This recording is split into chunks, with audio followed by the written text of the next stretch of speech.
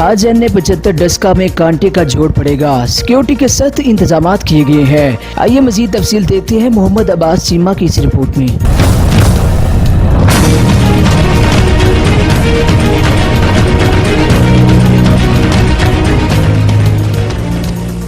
ये हल्का मेंबर कौमी असम्बली सैयद इफ्तिखारुल हसन ज़ारे शाह की वफात के बाद खाली हुआ था। मुस्लिम लीग नून ने NA-75 का टिकट सैयद इफ्तिखारुल हसन शाह की बेटी सईदा नौशीन ज़ारे शाह को जारी किया, जबकि तहरीक इंसाफ ने साबिक मेंबर कौमी असम्बली अली असद मल्ली को जारी किया।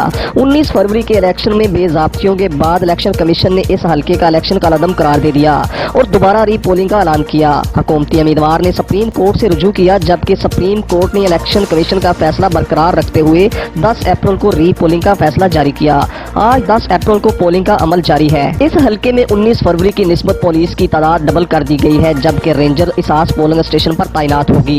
पाक फौज के जवान क्विक रिस्पांस के तौर पर मौजूद होंगे। जहां कहीं फौज की जरूरत पड़ी तो फौज को तलब किया जा सकेगा।